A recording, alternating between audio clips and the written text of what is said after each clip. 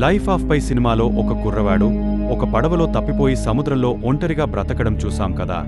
ఇలాంటి సంఘటన నిజ జీవితంలో కూడా జరిగింది. ఒకటి కాదు, రెండు కాదు, ఏకంగా 435 రోజుల పాటు పసిఫిక్ మహాసముద్రంలో ఒంటరిగా బ్రతికాడు మెక్సికోకు చెందిన అల్వరెంగా అనే వ్యక్తి. తన తోటి వ్యక్తి అయిన కార్డోబా అనే మరొక వ్యక్తితో కలిసి చేపలు పట్టడానికి 7 మీటర్ల పొడవుండే చిన్న మోటార్ బోట్ మీద బయలుదేరాడు. కాని కొంచెం దూరం వెళ్లగానే ఆ బోట్కి ఉన్న మోటార్ పాడైపోయింది. అలాగే ఒక్కసారిగా తుఫాన్ రావడంతో ఆ గాలులకు ఆ బోట్ తీరం నుండి దూరంగా సముద్రంలోకి వెళ్లిపోయింది. దానిలో తినడానికి ఏమీ లేకపోవడంతో చిన్న చిన్న చేపలు ఆ బోట్ మీద వాలిన పక్షులు పట్టుకుని వాటిని తినేవారు.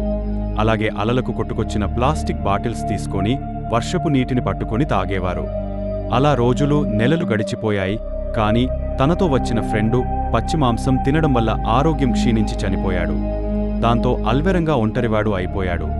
అంత పెద్ద పసిఫిక్ మహాసముద్రంలో ఒక్కడే ఒంటరిగా నీడకూడా లేని ఆ బోటులో ఎండకి రాత్రుల్లో చలికి ఉన్నాడంటే అతని పరిస్థితి ఏంటో అర్థం చేసుకోండి. అలా 438 రోజుల పాటు 11,000 కిలోమీటర్ల దూరం ప్రయాణించేసరికి అతనికి ఒక ద్వీపం కనపడింది. ఆ ద్వీపంలో కొంతమంది మనుషులు ఉన్నారు.